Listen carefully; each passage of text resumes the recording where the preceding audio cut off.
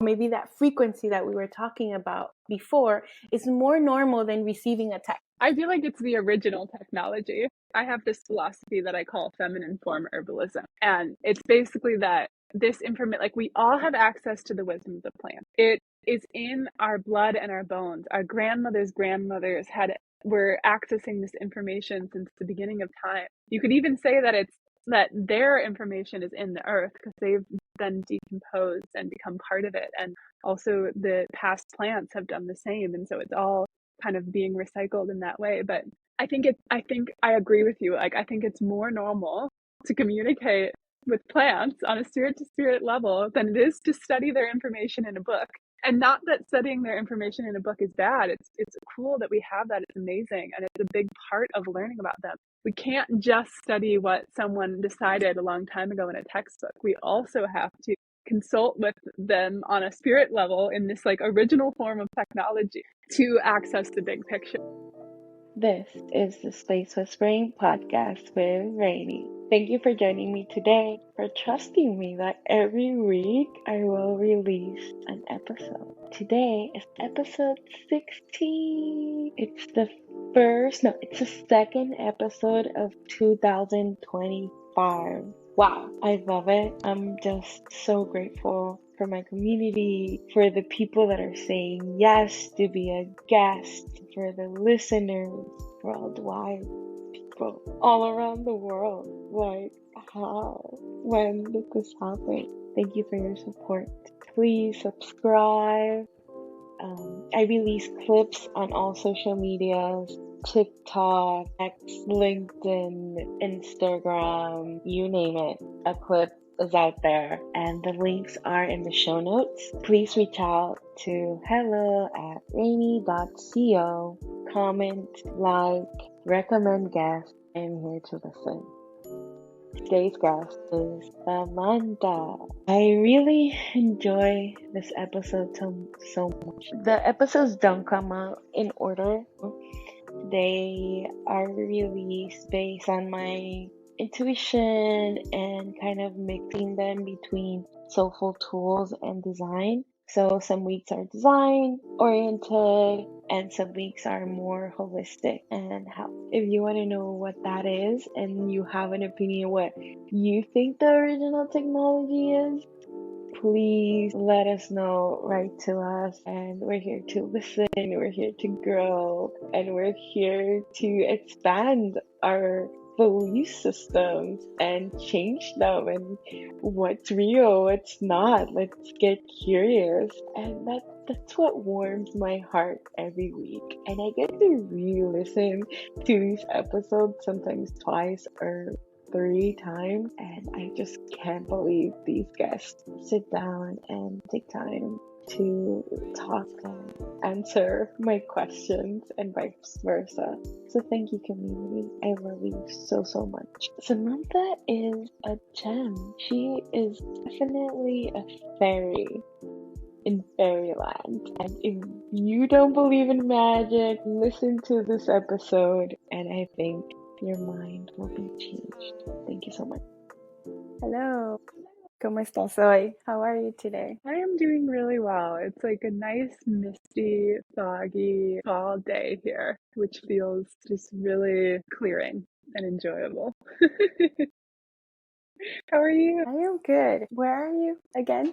South Carolina, you said? I'm in Western North Carolina, so the nearest city is Asheville. But right now I'm in the small town of Hot Springs, which is right along the French Broad River. Wow, beautiful. Can you see the river or you walk to it? I can see the Spring Creek from here, and then the river is up in town a little bit more. But all summer long, I go and paddle boarding and all kinds of like boating excursions on the river, and there's just incredible wildlife.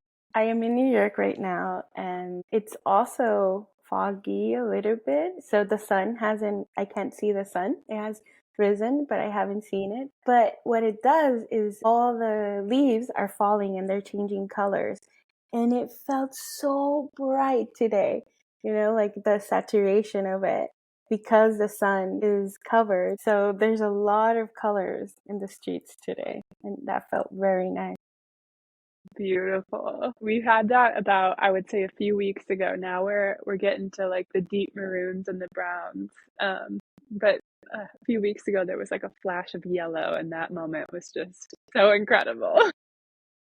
I feel like my eyes get brighter, my mood, and I wasn't even realizing it. But then out of a sudden, I started looking at colors all around me, and that brought a lot of life into me.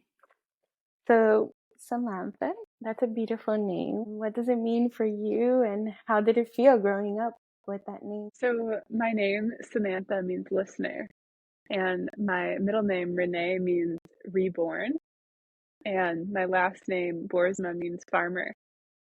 And I always think that's really special with the work that I do, because the work that I do is like listening to plants. So it feels really right now that I have put those pieces together.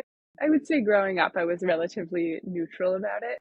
Now that I understand the meaning and feel like it really fits into my life, I feel really appreciative of that, and just kind of in awe of how name, like without intentionality behind it, names have this way of fitting us. It's so cool. It is cool. It is cool. So every time that I call your name, I'm calling listener. Hi, listener. Something that brought to mind the power of pronunciation and the power of calling someone by their name. Yeah, like every time you're calling someone in. Yeah, Samantha. It's a beautiful name. And Renee, I didn't know that. It's also a beautiful name. Thank you. Not too far from you. But I was thinking, like, is Renee French? I feel like it might be. Yeah, my grandma was French Canadian. Yeah. So you mentioned a little bit about your work. What do you do for work? So I work with plant spirits, specifically creating flower essences and working with people one-on-one to create balance and healing for them by working with the plants and their energy and their magic, and kind of attaching this back to the listener name for a second. My whole life I really had this gift of listening to the subtleties, and I think that's what I do. Like I listen to these really subtle unseen energies and translate them for other people and blend them together for other people to create balance for them. So what are spirits of plants? Is it like each plant or type of plant has its own like energy, identity, or it doesn't matter even the type, just that depending on the region that it is? Or I think it can go kind of both ways. So like for example, with working with flower essences, a lot of times we're communicating with like the mother spirit of that particular flower and connecting with the energies that that particular flower brings through in order to utilize its vibration to create healing within our human bodies. But I think it can also get as granular as like, if I'm connecting with the oak tree on this land versus the oak tree, in where I grew up in the Midwest, I think they can have very different stories to tell us, and we can develop relationships with individual plants as well as like bigger classifications of plants. Yeah, so in terms of flower essences and working with people with plants for healing, I'm more so working with like the mother plant of, say, like evening primrose or rose or mugwort, and just kind of the greater themes that wise ancestor tends to bring forward. yeah, I feel like there's so much unknown or known but not really spread about this, because I'm wondering if you tune into the vibration of the plant, and then that vibration kind of, we have that as well in one part of our body. Is that how it works, or that's why it's healing to us? Yeah, so it's like it's similar in a way to homeopathy, where it's like you're treating like with like. So we're finding a like resonance within a plant that can come then shift the vibration within ourselves by matching us where we need to grow. And plants are so intelligent. They've been here for way longer than humans. So the way I see it is they kind of just tend to know where to go, and then having their resonance in our body kind of our body then matches that and raises us to that frequency internally. So it's almost the opposite. Okay, so we match the vibration of them. That's the way I see it, because their vibration is like lifting us up and out, like helping us like shake off the old stories or the projections or the judgments or the outdated belief systems that we're carrying, to meet them where they're at, so then we can kind of receive their medicine and integrate their wisdom. That's so interesting. I never thought about it that way. And how did you come to this? Like, were you called? How was your process to get all the way to be able to understand plants? Yeah, it's interesting, long, winding road. But I would say particularly the plant information opened up when I moved to the land that I am typically on, which is not where I am right now. It's in another town in Western North Carolina, on this piece of property that I moved onto, which I call Fairy Mountain because it's built atop all of these quartz crystals. It's so abundant with butterflies. There's just wild herbs and plants everywhere. And, I'm here in the Appalachian Mountains, which are like the oldest mountain range, I think, in the world. Don't quote me on that. Definitely in the US. And so there's this really like powerful energy here. And obviously there's the energy of all the native people who lived here prior as well. You can really feel that. And so I would say that the information opened up to me on a bigger level when I moved to this land about 4 years ago. I moved from Portland, Oregon, which for me was, I had moved there from Chicago. So that was already like a really big shift. And I felt like I was a lot closer to nature. But then when I moved here, I live in a very remote place. There's only one other house nearby. My view overlooks the valley, so you feel very alone. And there's not a lot of like exterior effects in in terms of like even internet or phone poles or anything like that. And so it's very quiet, energetically quiet. And so when that happened, the plants got very energetically loud. And I found that I just started knowing things that I had no business knowing, and knowing who plants were, being able to hear them more, being able to understand how they worked more, where they worked in the body. And things really opened up a lot when I moved. Incredible. Well, I remember in school, one of my teachers was like, I can't wait for 2000. I was born before the 2000s. I remember him saying that. Like, it was so clear to me. And he was saying we might be flying in the 2000s. And I just can't wait. I'm excited. And of course, now we're going through another revolution of technology that we haven't even seen yet. It's similar. But what ended up being was the internet, the Wi-Fi.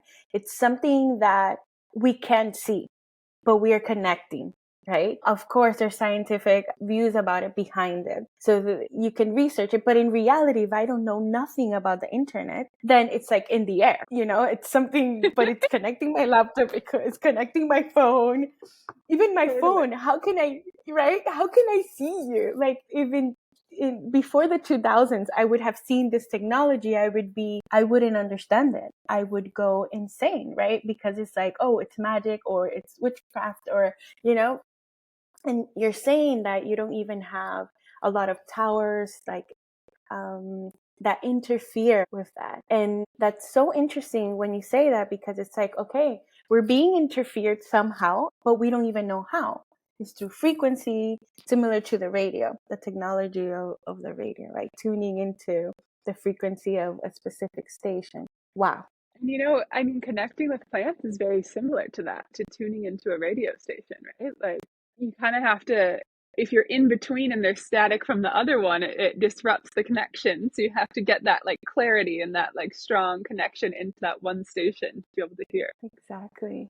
So that's what you experienced. So it was very natural. Like, you weren't expecting that at all. I wasn't. I was interested. I was studying. I was down a path. I originally studied fashion in school, actually, and I got out into the world, and I was just like, this doesn't feel like enough. This doesn't feel like it has enough depth.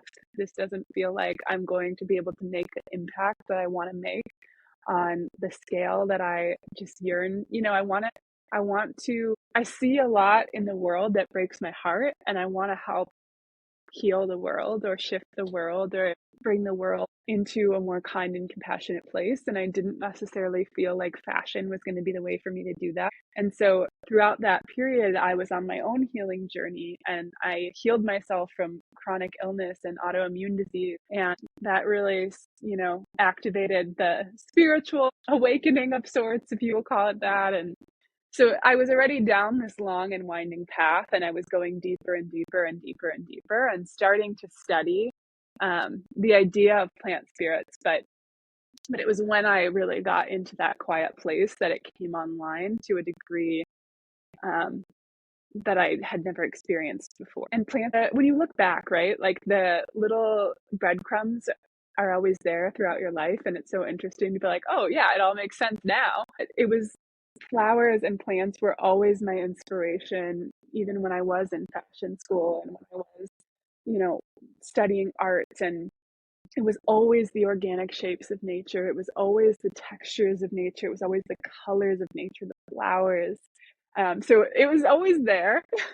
But it just took that series of events to bring it online, I think. Yeah. And just to go back a little bit, how did you end up in your land? Like from Chicago, from Oregon, and then there, what took you there? Yeah, it's also one of those things where the breadcrumbs are there and they start to make sense later on. But I was living in Oregon. I had this like crazy, just actually, the impetus to this was I had a 10-day road trip where I had no cell phone service, no internet service, and I had a lot of time to get really inward and take a look at my life. And I didn't like what I saw. It wasn't a life filled with intention. It was a life that I was thrown into by just going with emotions and doing what I thought I should do. And that trip, that silence made me realize that.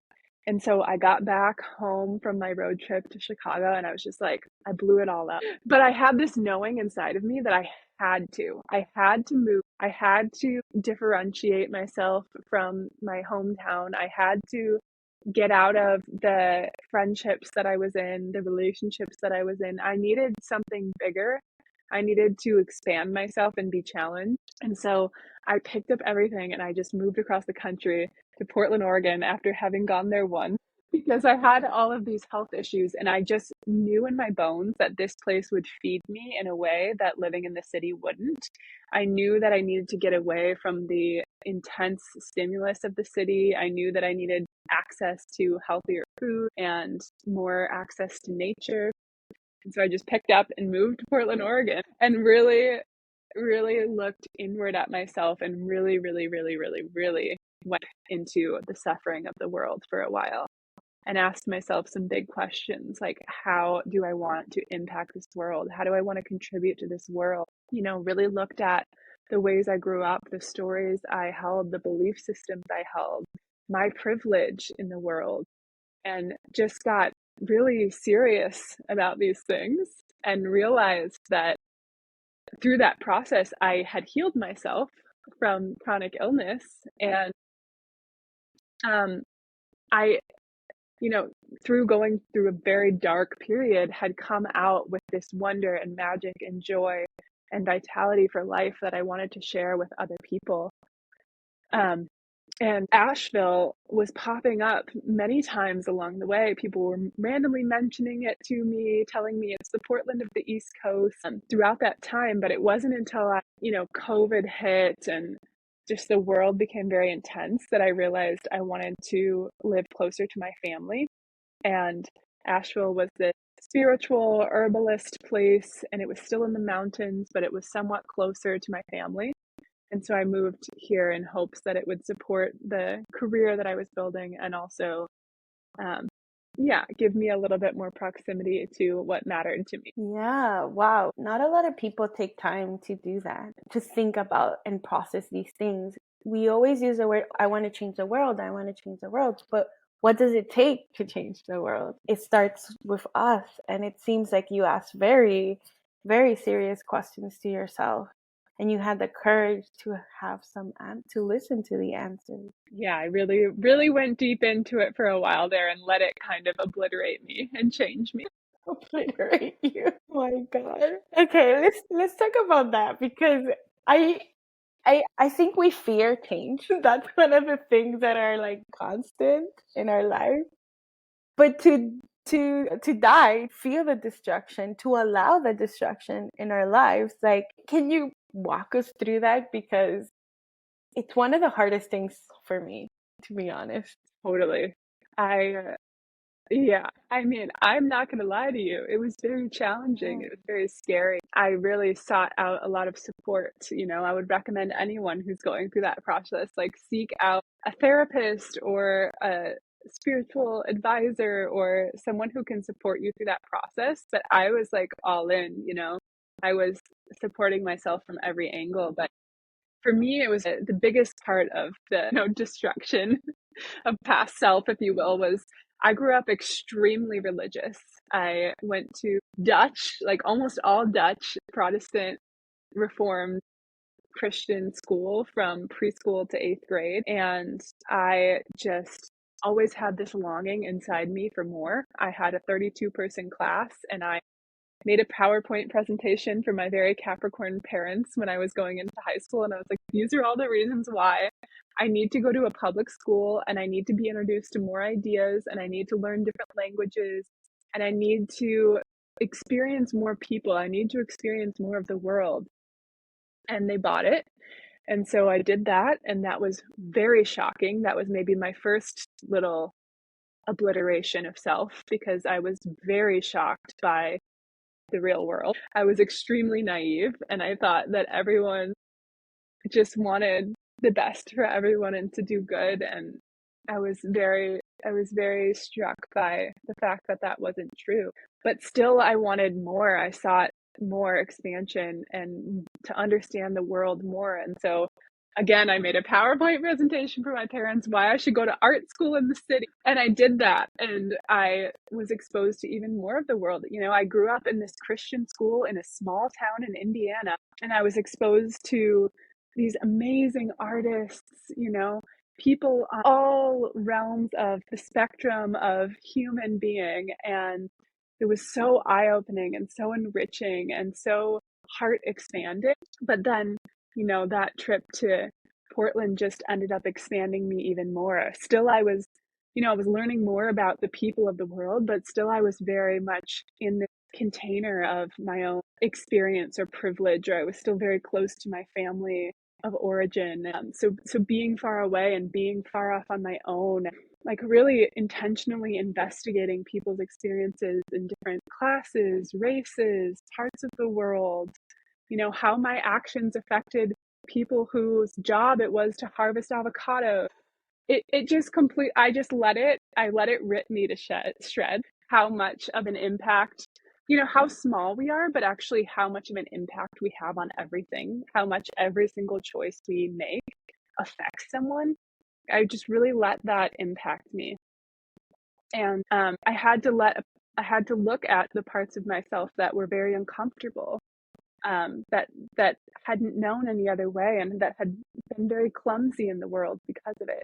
And it's very, very difficult to do. It's very uncomfortable, but I would really recommend to anyone to just make sure that you have the tools and the support around you. For me, that was Hakomi therapy, which was very helpful, getting into the body and feeling things within, instead of having this mental loop going on that you're somehow bad because of these ways that you're affecting the world. Instead, just letting those big feelings process through you and move out, and just let them change you. I don't know. Yeah. What was the therapy you mentioned? Hakomi? Hakomi, yeah, it's like a very specific, I think it's somewhat somatic, somewhat mindfulness, just a very specific method of therapy. Yeah, I've never heard that before, to be honest. I feel like it's relatively niche, but Okay. But you found it. But you found it and you used it it. found me. It found you. I like that. I like that. So how did you mentioned a lot about your knowing and your desires. Like you're like, I'm going to go to a bigger city, but then I'm going to go to a silent, remote place. You went through this whole journey to get to where you are. And at the same time, because of this strong knowing that it seems like you've always had this knowing. I know it's hard to express it probably, but if you have words to kind of help other people know that they also have that knowing inside them, that guide. Gosh, absolutely. Yeah. I was just having a conversation with a friend who was thinking about doing a big move yesterday. And I'm like, well, it sounds like you just, like, it just feels right inside of you and things are just falling into place. Like, I don't want you to leave, but I encourage you to follow that, because it is really hard to put into words. It's a very subtle thing, right? Like this little tiny moment of, this just feels right. Like, I think it's an orientation of your body almost. And I wonder if somatic practices help with this because we then get more into our body, right? But it's like almost this little tiny, just like the way your body like responds to something. It's very subtle, but it is something that I've experienced my whole life. And that kind of goes back to what I was talking about at the beginning with the being a listener. It's like I've always had these extremely, extremely subtle, like little gifts and whisper that I've just had to learn to trust. I would really just encourage people, when you feel it, you just deny it. So can you challenge yourself in that moment to just trust yourself and see what happens, even though it can be really scary? Because a lot of times that knowing is telling us something that our logical minds do not agree with. Our logical minds are like, what? You want me to do what? You want me to go somewhere where I know no one? Like, but when we follow Yes, them, they're always like vital keys to our evolution, aren't they? they are. They are. I know. I see back through my journey, and it's the same thing. Like, there's a lot of things that I would never imagine that I would do or accomplish. Or there's certain things. It's all because of that knowing, which is even scary for me to say it. But if I look back, I follow these hunches and they guided me to places I would never imagine. And so when I think of the future, in the sense of it's not something that I want or an award, it's almost like that feeling of surprise or wow, because I followed that knowing. So thank you for sharing that. That helps me a lot. And it takes a lot of patience, right? Like when you're waiting for that, because it's kind of a rare thing. It is rare. But it seems like it's not rare for you though. I would say for me, it's in like big life decisions that I really know. Then in other times, it's more of like I would say that I'm picking up on like the emotional undercurrents of situation. I don't know if that makes sense unless it's like a similar experience for someone else. But it's like I don't know, I can just read like I'm triple water in my astrology, so maybe that's part of it, but I feel like I can just read like the emotions that people are experiencing without them having to express them, if that makes sense. It's so cool. That is so cool.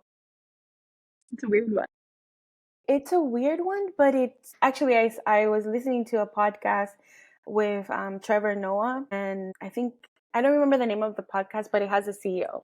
And he was talking about that he's tuned into the emotions of other people. And one of his journey has been to detach himself from that, knowing that certain things is going to happen, but not controlling it. Because before he would control it, other people's. Absolutely. That To is a control big the part of the situation. journey. Yeah. Yeah. Knowing, but then releasing it and not control. Yeah. Allowing it to be what it needs to be. So he mentioned that. And that's interesting. He says it comes from being hyper aware when he was younger, like with his family situation. He just became very aware of certain things and like currents. And so when you say the currents and the waves, so you're the second person I hear saying that. You mentioned space whispering. You didn't mention space whispering. You mentioned whispering, like it's a whispering. And I call what I do space whispering. And it was my friend Megan that came up with that name. But when you said it, it excited me because that's when I enter a space that I'm called to remodel or that I'm called to just assess and consult, there's something about the space that immediately I start seeing things in it. Like it's saying, oh, I want this here, almost the space is speaking to me, but also the people as well. But I never saw it as I was reading or they were speaking to me. I just thought it was like a normal process. And when Megan came up with the space whispering, and you mention it now, it is true. Everything around us is giving us information. Everything around us is, I don't like using the word speaking, but it's sending us a message. It's sending us a current of a wave or a message. It's so magical. It is magical, right? It's so But magical. I mean, there's so much similarity for me of what you experience and just working with plants. Like pretty much the same thing. yeah, and the thing what I'm learning is that that's the normal. So before technology, before all of this, that was a normal way of us communicating. We just have forgotten. For example, there's like sometimes I think about someone. Someone comes to my mind, right? The day before. Like, and then the next day that person texts me. Or I have this call to text them, right? And I have these and it's like, okay, that's normal. But one time something like more intense happened, and I was talking to a neighbor. She was Canadian at the moment. I was in Costa Rica. I think I was doing a silent retreat. I don't remember now, but I receive a message and I just start crying because I'm like, I already knew that person was going to send me that message. And I started crying and crying, and she said to me, look, I tell my daughters that that's what's normal.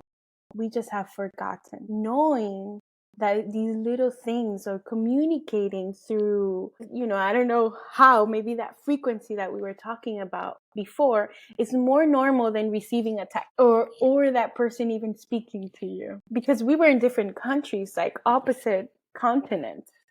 And and for that to get even faster, that communication, it shook me. It shook me. Even if I was in the jungle doing a silent retreat, that really shook me because it was exactly what they wrote.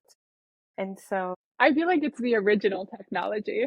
Like my philosophy, I have this philosophy that I call feminine form herbalism. And it's basically that this information, like we all have access to the wisdom of the plant. It is in our blood and our bones. Our grandmothers were accessing this information since the beginning of time. You could even say that their information is in the earth because they've been decomposed and become part of it. And also the past plants have done the same. And so it's all kind of being recycled in that way. But I think I agree with you. Like, I think it's more normal to communicate with plants on a spirit to spirit level than it is to study their information in a book. And not that studying their information in a book is bad. It's cool that we have that. It's amazing. And it's a big part of learning about them.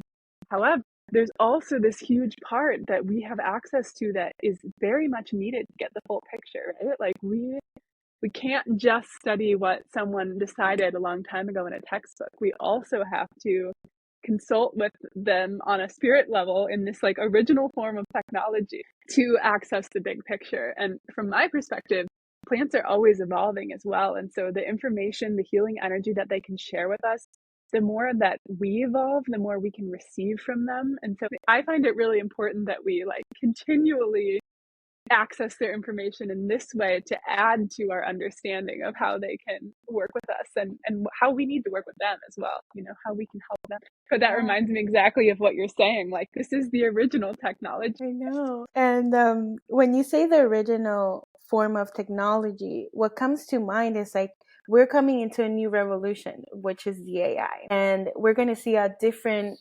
evolution of what technology is in our physical world. Another question I have, it's about the healing process that you went through and how do you help other people to heal? I think that is an interesting territory because I don't think that I really help other people heal, but I think I hold the space for them to see themselves, hopefully. Like when I'm working with someone's energy, I am not putting my energy onto them at all. I am just helping them connect and allowing the plants to do what they need to do and show them the places within them that they can help them heal. And I'm translating, I'm relaying what plants I see, what plants come forward that want to help them heal, but I'm not imposing myself upon them at all. And so I actually don't even think I could say that I'm the one helping the healing because I'm really just a translator, you know? Like if someone's translating between languages, like they're almost just like a bystander. And that's kind of what I'm doing. So I'm just being the bridge, I guess. and hopefully helping to just reflect back what I see in them and what the plants are showing me within them that can help them feel more in balance and more peaceful in their lives. So if we were in a session and I come to you, do I tell you what I'm coming for you? Do I start with that, or you have plants in front of you, or you connect with them? Yeah. Can you walk me through the process of that? Totally. Yeah. So normally I just start with a little somatic practice to get us into our bodies. And then I ask the person in front of me, what's coming up for you right now? Like, talk to me a little bit about it.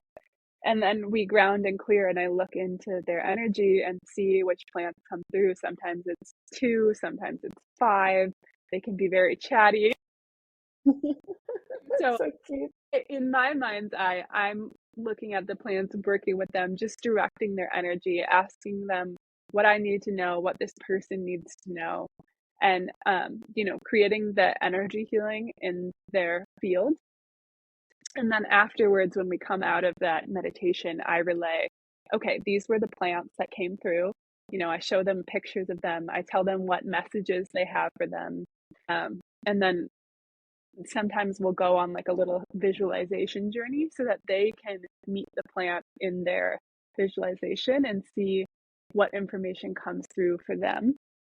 Because for me, it's really important that people walk away from sessions feeling empowered that they can take this practice into their own lives as well. And that really this information is coming from them, and they can continue to develop this relationship with these plants beyond me.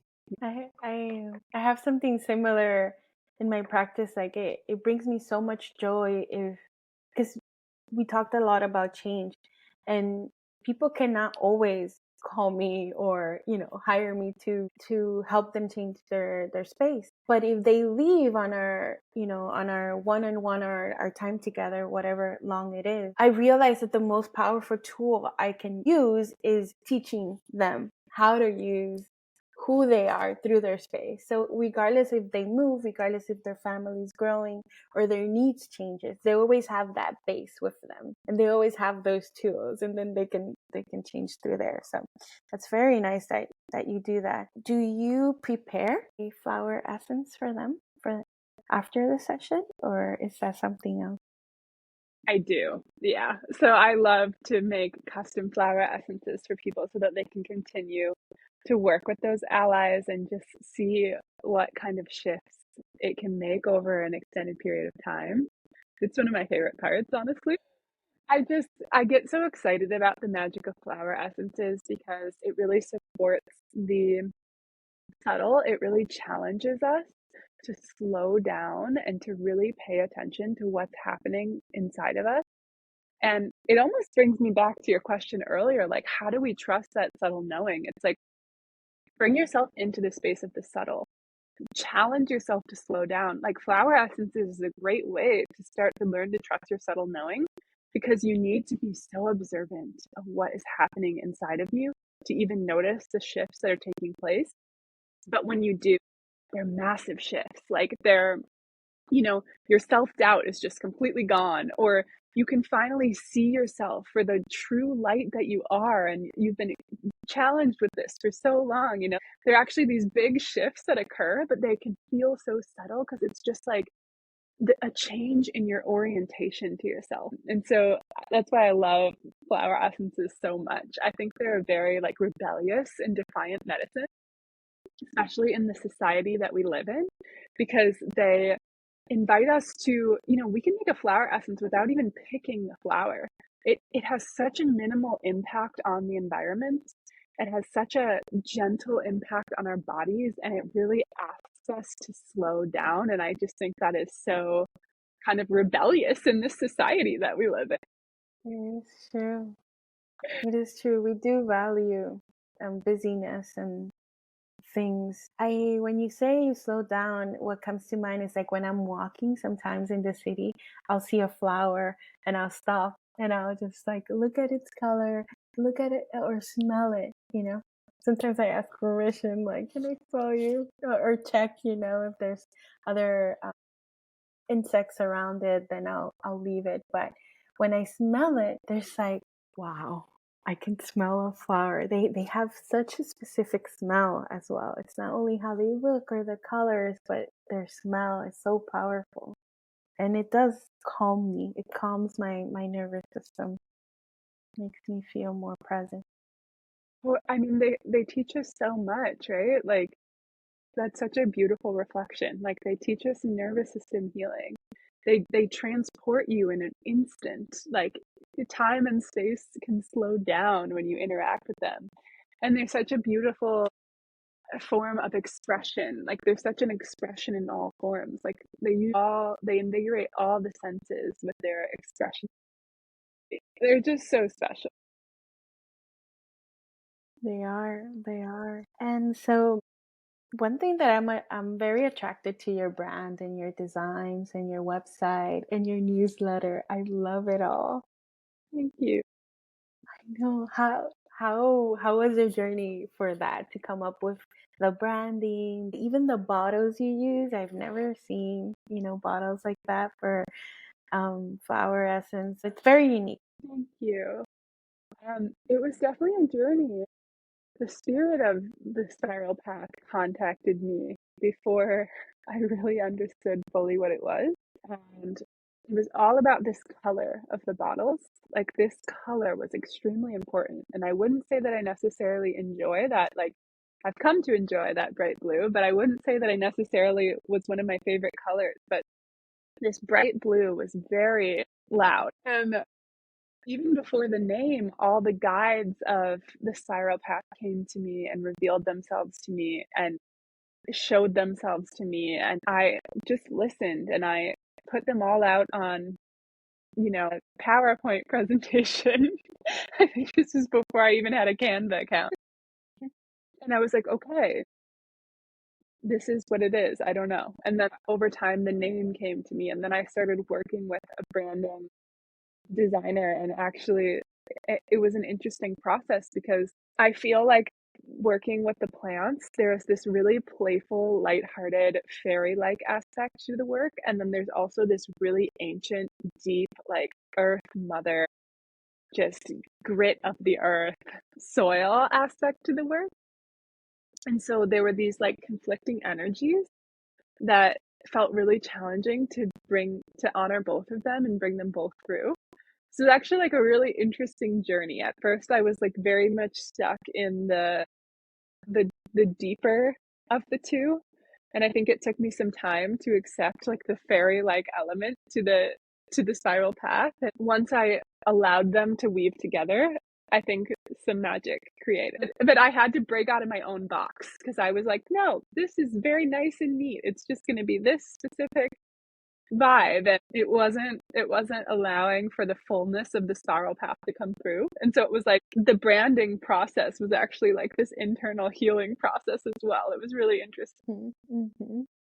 Yeah, I had a similar process through my branding with Megan, and it was just so intense. It's like this is an identity, almost like a future self of you that your present self is not ready to see and is not ready to embody yet. But I think that's why the process is so healing and intense, as well as the word you used before about destruction. But Obliterated. because you really are killing that past self of yours or that vision you had, but it wasn't the right one. And it was like limiting in a way. And so it's so Yeah. expensive, right? To see a brand out there that is just, it came out of, something that you weren't expecting. And that brings me back to the name of it. You said that it came through. So we talked about your name, which is so beautiful, your full name. And you mentioned this. So what is the significance and the meaning? I mean, I think the spiral path has so many meanings. It connects us to the divine feminine, the spiral, the cycles of nature, the spiralic nature of the healing journey, like that we're never finished. We're always constantly moving in this spiral. And yeah, like it connects me to the rose. It connects me to ancient times, like almost cave drawings, you know, it connects me to the meditative process of walking through a labyrinth, the spiral of herb gardens. Like there's so much to it. And what's really interesting is actually another name that is just slightly different came to me before this name, which I rejected because its associations were something that felt like a little too witch woundy. And so I do believe that it was always meant to be the spiral path, but even the naming itself was very similar to this journey where it it was like a really strong transformative internal process to like be able to accept how how to put this out into the world and like what I was comfortable holding and at the time. And so maybe one day I'll reintegrate that name that got lost. But even the naming process itself was like this deep transformation journey. It's really so interesting how that works when you're doing healing work, how many times you're asked to go through transformation in the process. And you know, when we're talking about like the branding and design, even my designer was going through like these deep spirals during the process because it's just inescapable. So if you're starting a healing business, just know you're in for a ride. Yes, exactly. So this is Exactly. Exactly. I know. Mine was like I would just want to be under the cover, you know? And just like okay, so but then you talk about it's interesting. Okay, so when you were talking about the spiral path, you were talking about also the garden, the herb garden, which that's interesting. But you're talking the way you're talking about it's very ancient, very earthy. It's true, like the walls and the caves and the writings, and I understand why this bright blue might because it's the opposite of that almost. It's so loud. It's calling out. It's almost saying, I am here, listen. absolutely, But yeah. it's almost balancing balance. I think that bright blue is like the rebellious, chaotic part of it all. Like, you know, the spiral is so feminine to me, and there is this element of quote unquote chaos in the feminine, right? Like it needs to be contained because it has so much like kinetic energy that it can just be so expansive. And so yeah, I think that blue like really the blue was like I had to follow the blue into expansion out of the boxes to truly honor the spiral path. You already have offerings of flower essence in your business. If I don't use if I don't use one of your services, which is a one-on-one, for you to do the custom one, I can go to your website and just get one of the ones already available. Yeah, so I have all these signature formulas that I've channeled. Honestly, they're not from me. When I take them, I'm like, yeah, these have nothing to do with me because how would I know how to make them? This is beyond. It's such a cool and humbling thing. But so I have these signature formulas that I've channeled, and you know they say plant ally for this, and the description can help you understand if that is for you. And then I also have these signature sets. So I've recently launched these signature sets, which work with 3 of my signature formulas and take you through a bit of a healing journey. So, you know, for example, one of them is liberate, and it takes you through unleashing your creative energy, kind of what we've been talking about, like following that bright blue to break free from all the boxes that are holding you back and really expand into the highest version of yourself. And so the sets do that over about a 6-week journey. And then I also have single essences, over 50 single essences. And you can read through those on my site, but I also have a little flower oracle. So if you want to leave it up to, you can play with my flower oracle on my site and see which flower you get. And a little message will be revealed for you, and you can see if it resonates for you. And so that's just a little fun way to help guide you to finding the right flowers for you. That is so cool. Thank you for that, for having that offering to the world. Can you mix can you mix several of the 50 flower essence that you Totally. have? Totally. Right now, I'm only doing custom blends I do flower essence consultations as well. So right now I'm only doing custom blends for that. But if you felt called to, Columbine and Cosmos, you could totally buy the 2 single essences and use them together. Personally, I recommend, please feel free to do whatever feels right to you and trust your intuition. And a lot of other people mix like 10 different flowers. I like to work with 3 or 4 max at a time, just because I find it gives you a lot more space to develop a relationship with the plants. And I think that's a really important part of working with them.